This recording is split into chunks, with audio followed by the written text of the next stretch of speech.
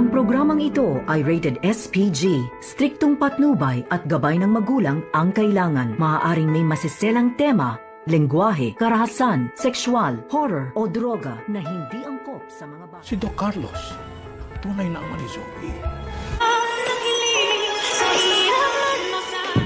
Abangan bukas sa Abot Kamay na Pangarap. Alam na nga lahat-lahat ngayon ni Don Pepe ang lahat ng sikreto na tinatago dito ni Moira at Zoe. At lalo na ang tunay na ama dito ni Zoe na ito palang si Carlos Benitez. At nagulat naman talaga itong si Don Pepe nang marinig niya ang mga pagtatalo mula sa loob. At pinapakinggan lamang dito ni Don Pepe ang pag-uusap dito ni Carlos at Moira at Zoe.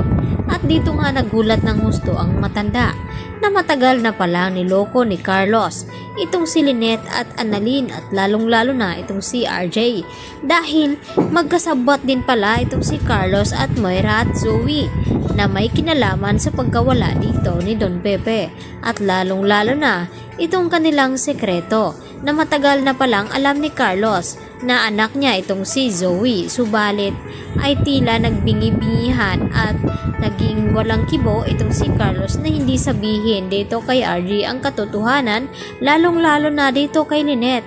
Kaya nagpupursigi itong si Don Pepe na makatakas dito kina Moira nang sa ganon ay masiwalat din ni Don Pepe dito kay Lynette ang buong katotohanan, lalong-lalo na dito kay Annalyn na matagal na pala silang niloko dito ni Carlos.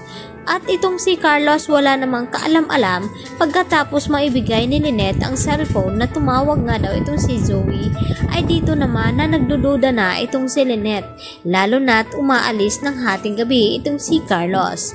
At dahil sa pagdududa dito ni Lynette ay hindi naman maiwasan ni Lynette na hindi sundan itong kanyang asawa. Kaya nagpasya ito na palihim na sundan itong si Carlos dahil masama na nga ang kutob dito ni Lynette na baka may alam itong si Carlos kung nasaan naroon itong si Zoe lalo na nang sabihin ni Zoe na humihingi nga siya ng tulong.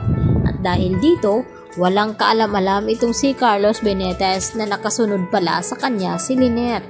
At dito naman nagulat din ng husto itong si Lynette nang marinig niya itong si Carlos na nagtatalo itong si Moira at tinatawag dito ni Zoe na kanyang ama. Nang tangkain nga dito ni Moira na barilin sana itong si Carlos dahil sa mga salita na mga binibitawan nito at dahil nasaktan din ni Carlos itong si Moira. At dito nga magkakaalaman na nga ba na itong si Carlos ang ama dito ni Zoe ay may malaking sikretong tinatago. At ito na nga ba ang susi na makatakas dito si Don Pepe dahil kay Lynette? At manganganib nga ba ang buhay dito nila Lynette at dito ni Don Pepe lalo na ngayon na marami nang alam itong si Don Pepe sa lahat-lahat ng sikreto dito ni Moira at Zoe?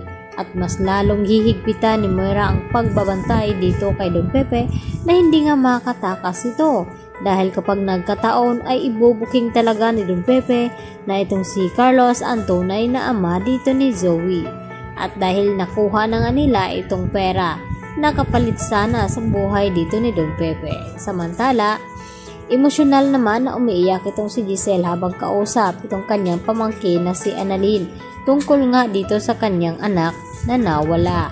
At dahil kung buhay pa sana ito ay hindi sana mangyaring malungkot itong si Giselle. At dito naman nag-usisa itong si Annalyn tungkol sa ama ng kanyang anak. Kaya yan ang ating pakatutukan sa mga susunod na episode sa Abot Kamay na Pangarap. Bye-bye!